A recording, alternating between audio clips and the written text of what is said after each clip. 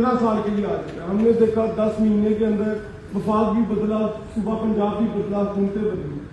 जब हमने हुकूमत की फेडरल की, लोगों ने कहा कि जी अब महंगाई का ये जो डिफॉल्ट से पाकिस्तान को बचाना चाह रहे हैं, इसके अंदर पाकिस्तान मुस्लिम लीग नून का कैपिटल बर्न हो जाएगा।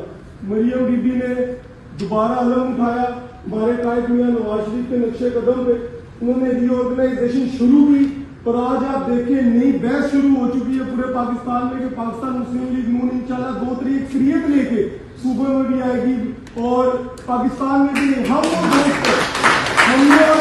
हमने अब ये नहीं फैसले करने के ये उम्मीदवार आ जाए या वो उम्मीदवार आ जाए। हमारा काम ये है कि मरियम बीबी का इतना वोट हो कि जिस उम्मीदवार के पास टिकट हो उसके लिए जो हमारी यूथ है वो भी वोट डाले, हमारे बुजुर्ग भी वोट डाले। हमने अपने मुस्तकबिल के लिए भी लड़ना है, एक दूसरे के लिए भी लड़ना है। मियां नवाज शरीफ के सारी तहसीलों में आज सब लोग याद रहे हैं 90% तहसीलों में नौजवानों के लिए स्पोर्ट्स कॉम्प्लेक्स पाकिस्तान मुस्लिम लीग नून ने दिए।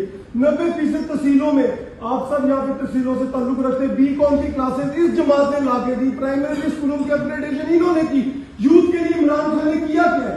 हमारे पास जितना बड़ा बयानिया है किसी के पास नहीं है। तो मैं ये बात करना चाहूंगा, ma'am it's my life honour to be able to speak in front of you. मैं आप सबसे बात करना चाहूंगा कि प्लीज हम अपने जाती इख्तिलाफात को साइड पे रख दें। आप देखें कि 18 से पहले का पाकिस्तान कहा था, आज आपका है।